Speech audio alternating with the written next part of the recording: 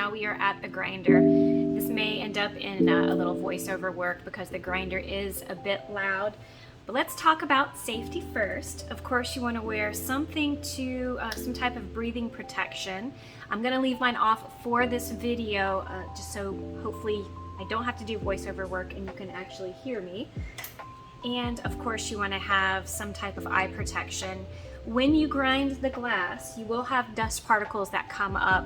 The hope is that they get caught in the water, and so they won't be floating around and get in your eyes, get into your lungs or anything. There's also bits of glass that can possibly pop off and hit you in the eye. That's why it's important to wear the eye protection there.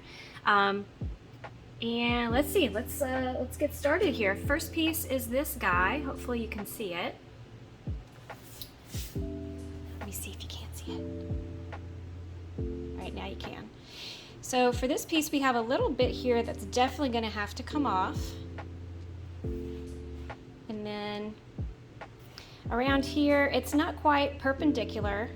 So we're going to do our best to make sure that that's perpendicular without taking more of that surface area away. We definitely don't want to do that. This is having some issues. There we go. So as you can see, took off a little bit more than we wanted to there. So it's not perpendicular. That's going to be the whole goal of grinding the edges, is to get rid of the black mark that you see on the edge. I'm not going to get too crazy with it. Doesn't want to focus. As you'll see, we can line it up toward the end on the pattern just to see if the pieces are going to kind of fit together. I'm not a super perfectionist with how they fit. You do want them to fit well, of course, but it's real life. Things aren't going to be perfect, so sometimes you do have to go with the flow and figure things out as you go there.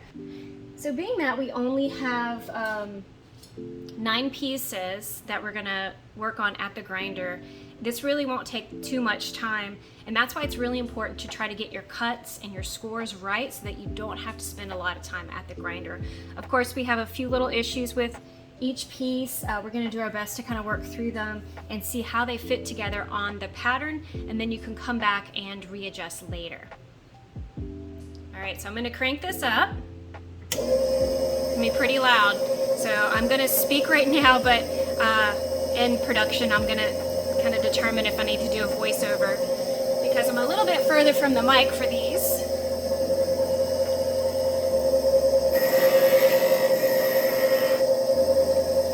So I do like to hit every single piece of that.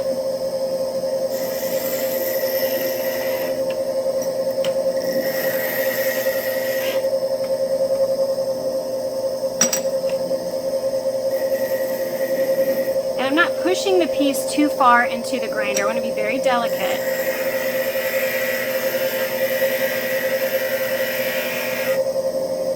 A little bit more.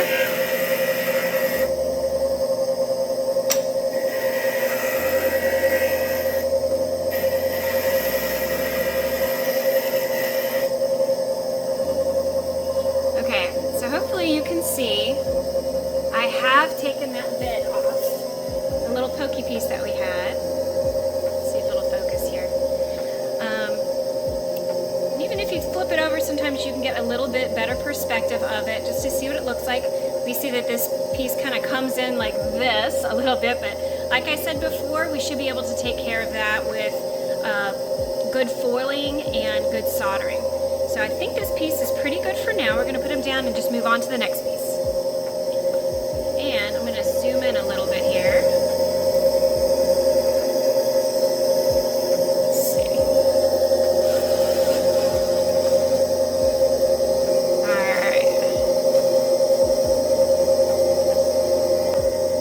Okay, I'm zoomed in a little more, so hopefully you can see a little bit more of what I'm doing.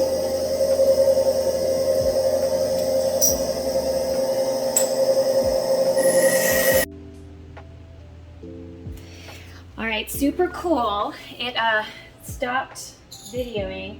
You didn't miss much though. Basically, we just ground down these 2 pieces. Nothing really happened there. Did want to show you that there's a little bit of black line left, but when we put these pieces together on the pattern, we will see if we need to come back and grind some more. All right, here we go again.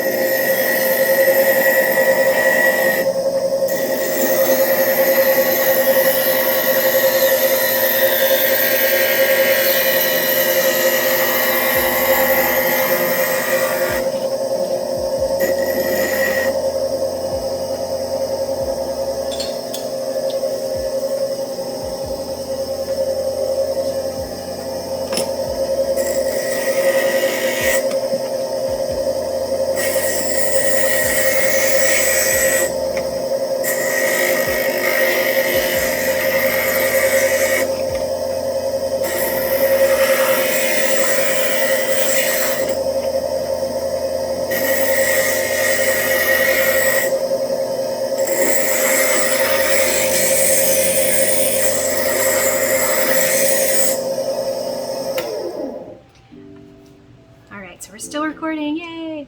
So I do like to hit each side like I mentioned before, because you do want it to have a perpendicular edge. Basically, you want it to be at a right angle. So you don't want it to kind of go from side to side. Sometimes it's going to the glass will break like that. So you just try to figure out how to foil and solder to kind of make up for that.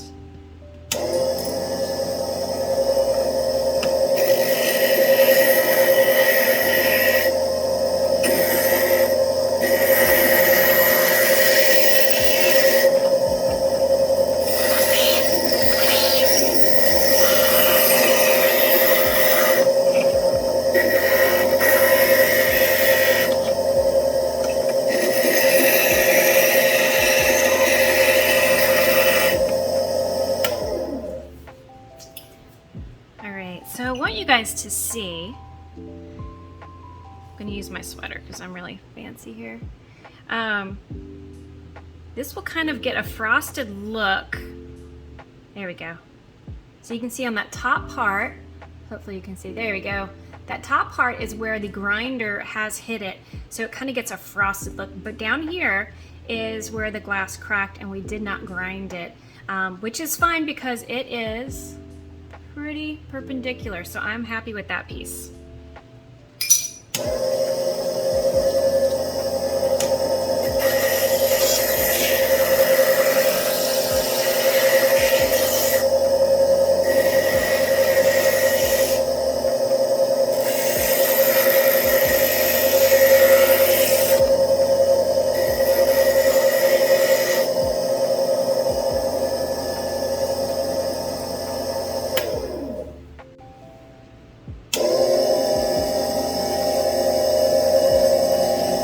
I wanted to zoom in a little bit just so you could get a little bit more of a perspective view on what's going on here.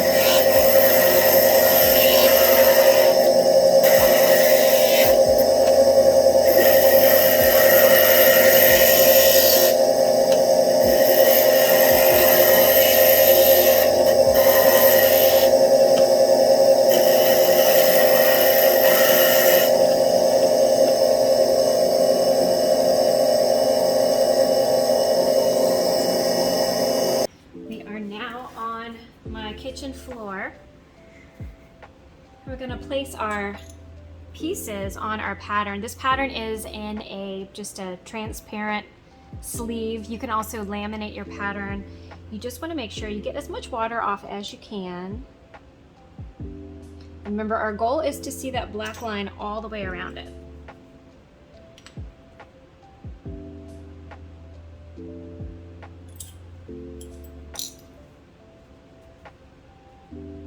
And all I'm doing off camera is just wiping off the tons of water that's pooled on it.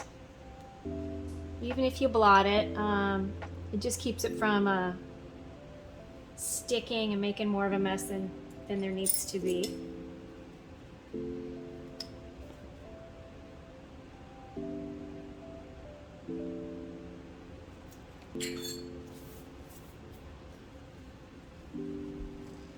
And so far, I'm feeling like this is looking pretty good.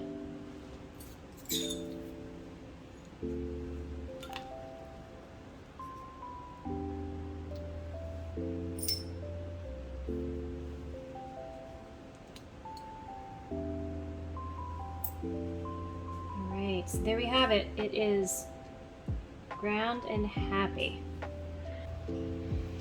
All right, now we're in my sink. We are going to quickly scrub down our pieces that have been cut and they have been on the grinder. So they are pretty much ready. We're just getting them nice and clean for foiling in a little bit.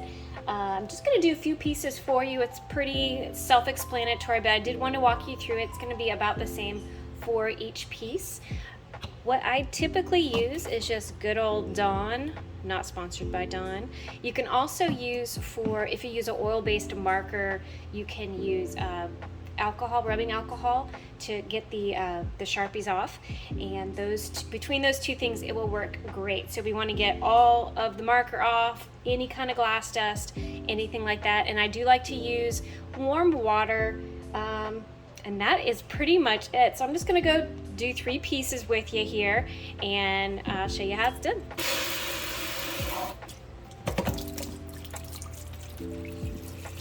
All right, so I'm just putting a little bit on there. So I'm gonna scrub every single plane that I can. So already that Sharpie has come off. And I'm scrubbing each one of the sides really, really well.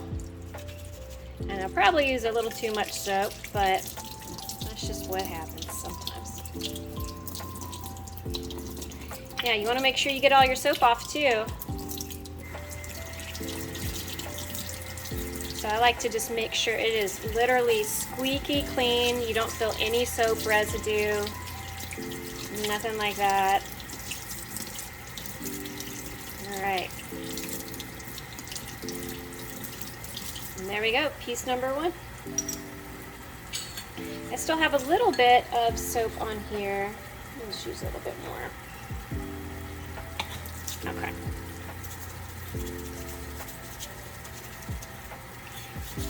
This doesn't really have to take long. Like I said, we just want to have, it's like you're doing dishes, you know.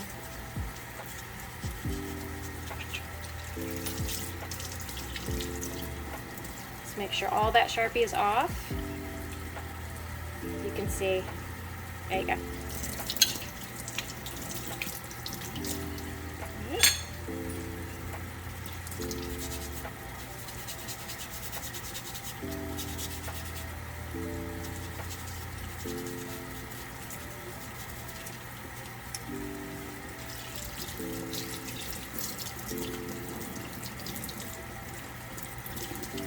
All right, so there you go. Nice and washed. Next step is just to rub each piece down, make sure there's no puddles, drips, anything like that.